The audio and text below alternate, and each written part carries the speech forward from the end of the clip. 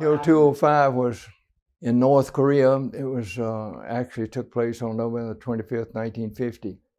This was after the Pusan perimeter they'd broken out of the Pusan perimeter after the Incheon landing, which was a great strategic victory, had broken the backbone, so to speak, of the North Korean army, and they had retreated. They'd had some tough battles initially, but then they more or less scattered and retreated rapidly toward the north.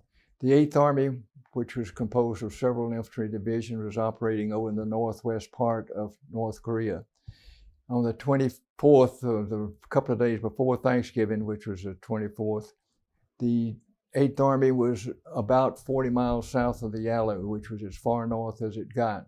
The 8th Army Ranger Company was moved from where it had been chasing guerrillas and stragglers behind the lines, our lines, up to join Task Force Dalvin, which was a tank battalion. It had been reinforced by a couple of rifle companies, a ranger company, an artillery battalion, an engineer platoon, and some signal units. We were one of the 2 assault elements of Task Force Dalvin, which was the assault element for the 25th Division. Okay, the situation was that General MacArthur had seen President Truman the 8th of October at Wake Island, and had told the president, the Chinese are not coming into the army, coming into North Korea. If they do, it'll be major bloodshed on their part. Well, he obviously was wrong about that, and I was surprised that that was the impression that the 8th Army had, and we got this information over Armed Forces radio, because early in October, the 8th Cavalry Division, 8th Regiment, had been hit hard by a Chinese unit and blooded. One of the 1st Rock Division has been hit hard in November and been blooded. The 1st Rock Corps had been hit hard and blooded. All of these are by Chinese. And way over in the east, the Marines had been hit hard and been fighting a battle for 6 or 8 days. So I couldn't understand how General MacArthur would feel that there was nothing to be worried about. I know I was concerned. I know right in our division, the 25th Division sector, the S2 of the Task Force Dalvin had briefed all of us the day before the assault that there were 25,000 Chinese in our division sector. Well, I knew that that violated our doctrine, which I had just gotten out of the basic course. I did remember some of the things. When the United States Army made an assault or made an attack, the doctrine was to outnumber the enemy 2 to 1 or preferably 3 to 1. Well, they outnumbered us 3 to 2, so I knew there was something wrong. I knew about those other battles that had been going on, so it didn't look like the Chinese had come over for a vacation. They came to fight. And I just couldn't understand why things were appearing to be easy, at least to the 8th Army headquarters. But anyway, I was a company commander and a 1st lieutenant, and I had a job to do, so we went to it. We made our assault on November the 24th and attacked our objective and achieved our objective. The next day we had a similar thing, and it's where it was Hill 205. It was a cold day, freezing in the daytime, below freezing at night. Beautiful day, but cold. We were to attack across 800 yards of open, cleared, frozen rice paddy and seize Hill 205 on the far side. We did that. We had 51 Rangers present for duty. We had 9 Katusas, K-A-T-U-S-A,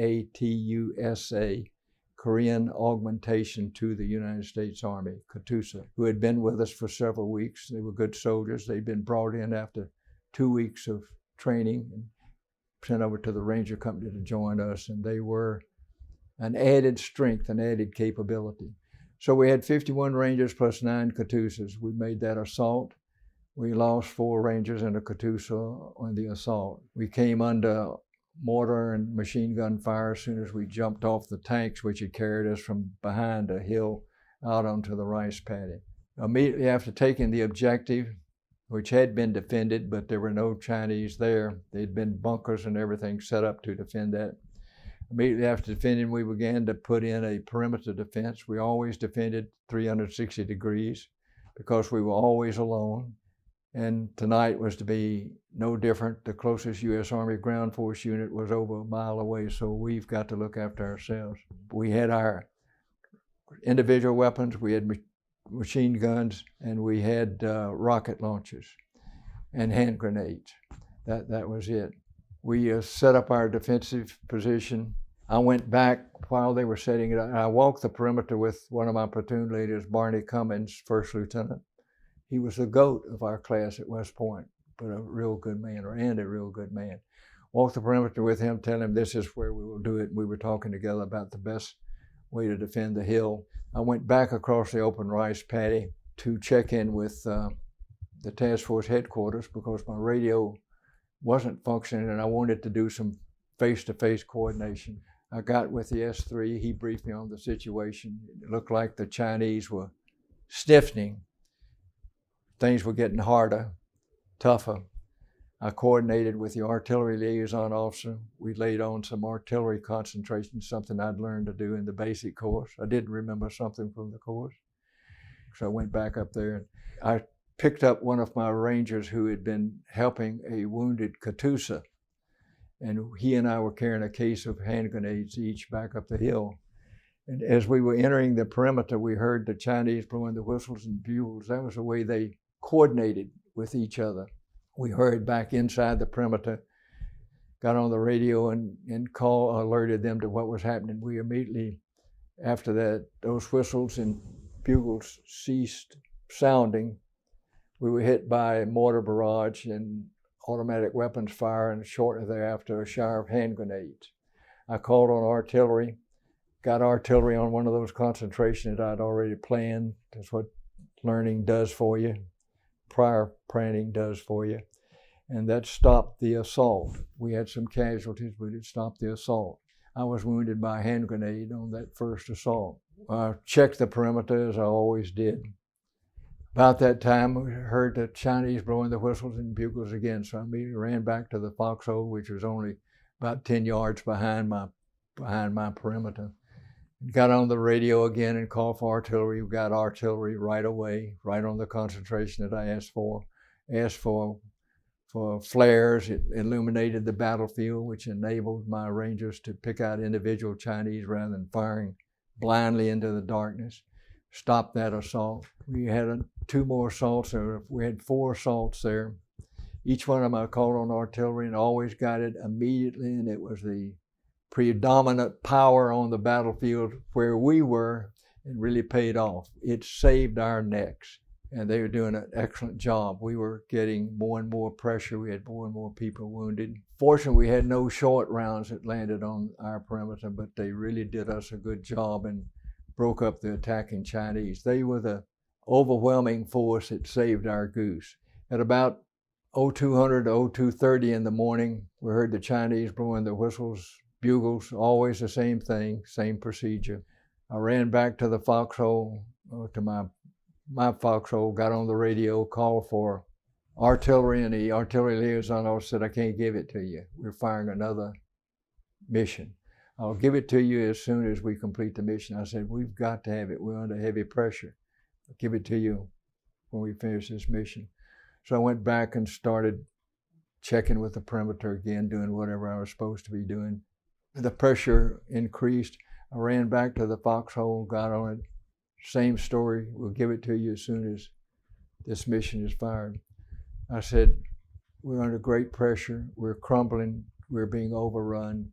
I just gave my unit the word to withdraw. And that was the end of the conversation.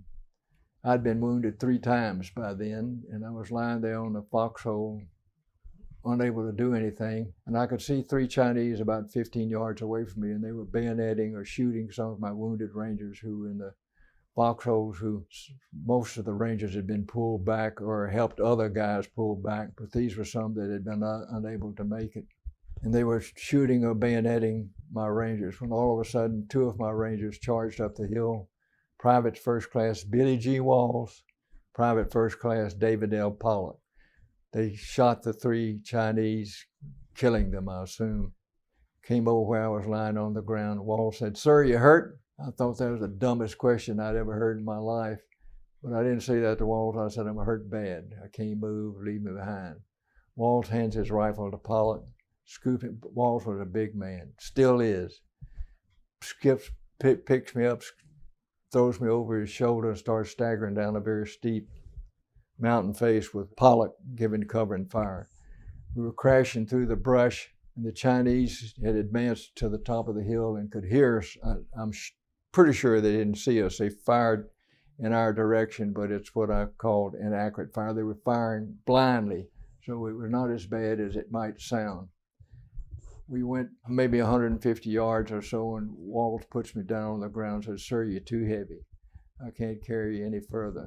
With that, he and Walls each grabbed a wrist and dragged me the rest of the way to the bottom of the hill on my backside. Not very ceremonially, but we made it. They made it.